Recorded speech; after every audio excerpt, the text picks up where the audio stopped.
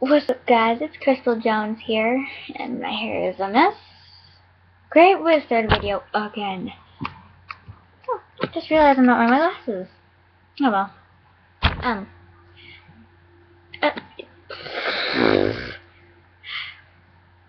what are you staring at, dog? Sorry, dog behind the camera. If you couldn't tell by the title, this video is going to be about the horrible, evil meanings behind nursery rhymes. And yeah, I'm reading this off of a website, so it's not in my point of view. None of this is.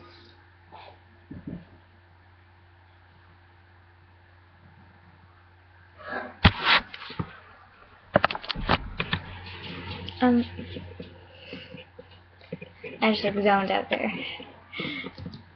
Okay. Children have been read and taught nursery rhymes for many centuries, and is so often the case. Things are unconsciously repeated just for the sake of cultural familiarity and conformity without really understanding, never mind challenging what's being given to them. Dogs! Sorry. Again, the power of language at work either empowers or limits. It either empowers or limits. Here's a taste of just what these weird rhymes and images really meant. Worth a look at from Zen. Okay. Humpty Dumpty. That's a really derped up egg face. And a dude with a really pointy nose.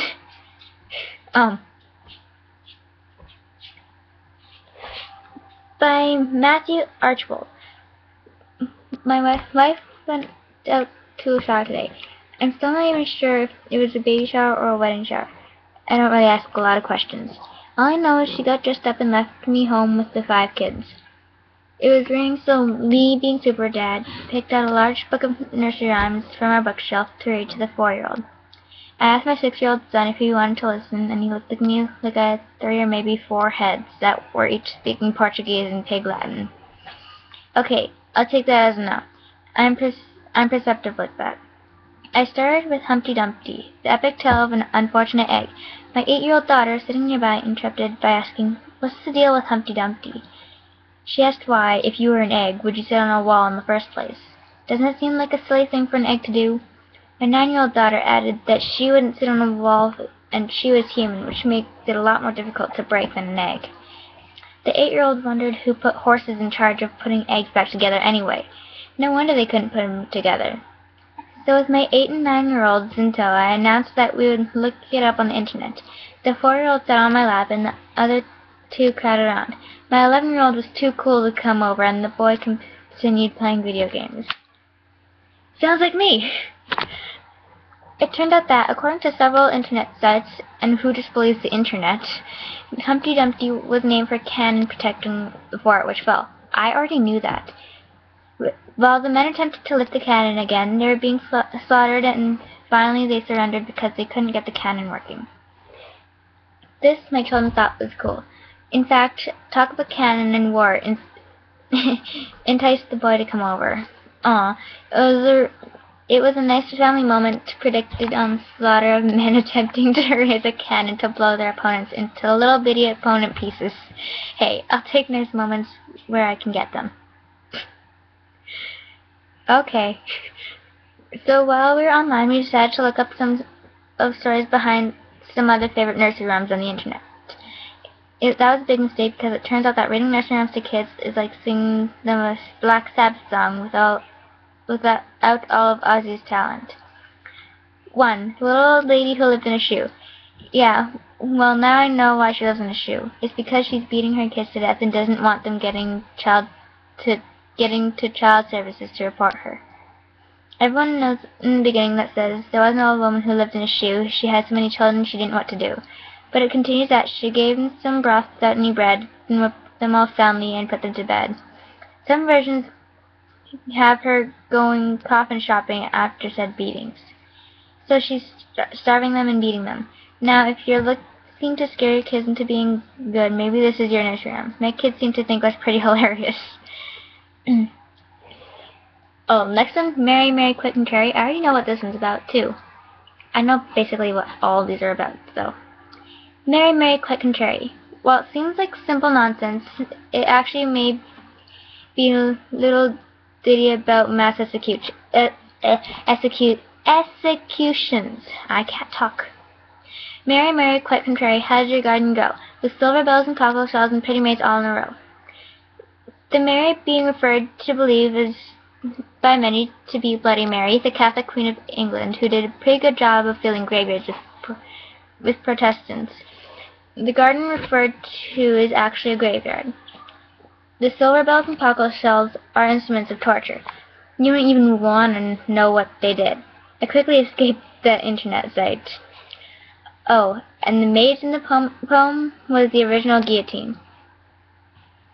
Just so you know, though, it was picked up the interest of my the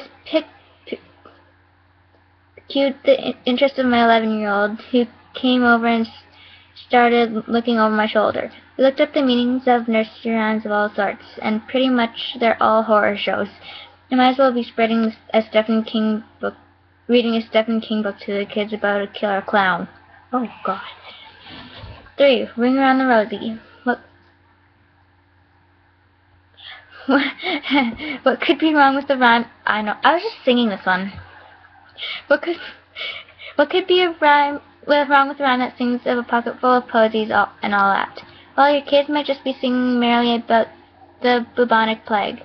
The symptoms of the plague included a rosy red rash in the shape of a ring on the skin. Pockets were sometimes filled with sweet-smelling herbs, posies, due to the belief that the disease was transmitted by bad smells.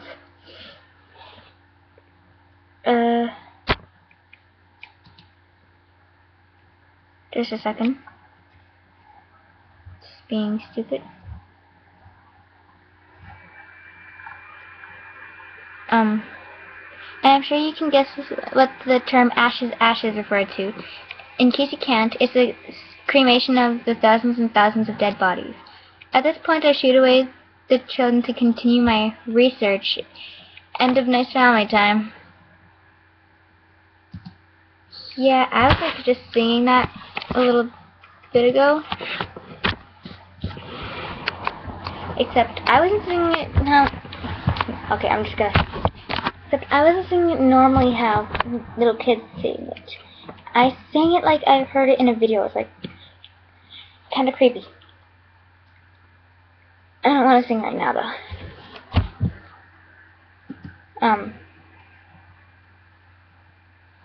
4. Remember old Georgie Porgy, Pudding and Pie, who kissed the girls and made them cry when the boys came out to play? Georgie Porgy ran away. That might be about a dude in the king's court who was having affairs with all sorts of women, including perhaps one with the queen. But it turns out old Georgie Porgy was also having a torrid affair with the king himself. That's why he ran off with the boys to play. Didn't see that one coming, did you? All I could think was that I was happy I got rid of the kids before reading that one. Yeah. Okay. I always thought Georgie Porgy was a kid. Apparently not.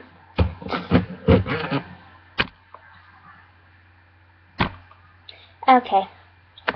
Jack and Jill. Okay. Sorry, I just read ahead. The next nursery.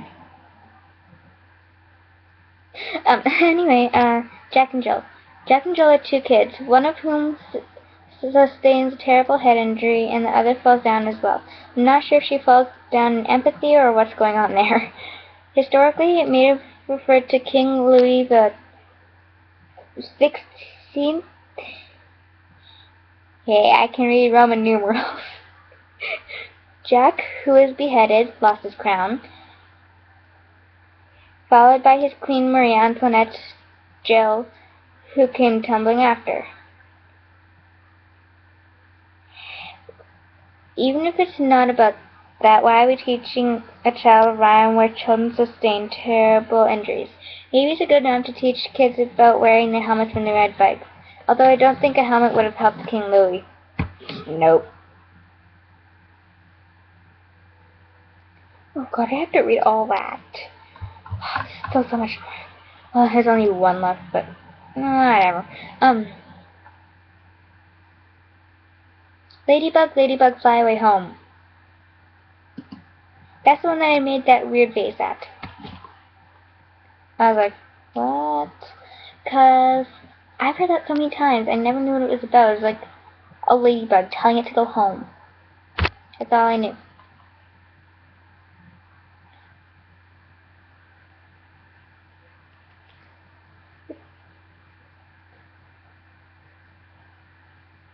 Marzia's face. Marzia's mad face.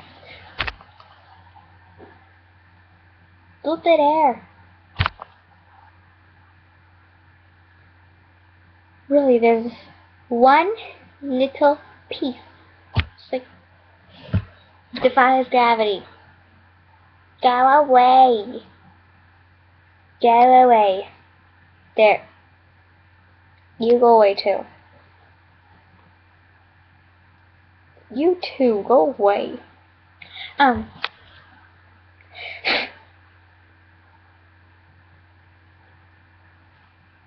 Yeah.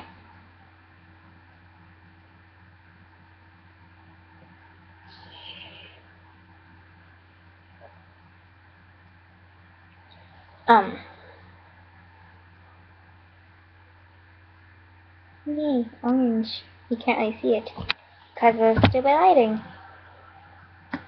Anyway. Ladybug, ladybug, fly away home. This has got to be one of the most disturbing children's rhymes because even if you don't know the secret meaning, it's a complete horror show. The rhyme continues by warning the ladybug. Your house is on fire and your children are gone, all except one, and that's little Anne, for she crept under the frying pan. What? Who hides from a fire under a frying pan? And why, instead of coming to tell the mommy ladybug about it, wouldn't you just, I don't know, save the baby ladybug from the fire? Rhymes.org suggests a meaning that's pretty nasty. The English word ladybug is derivative of the Catholic term Our Lady.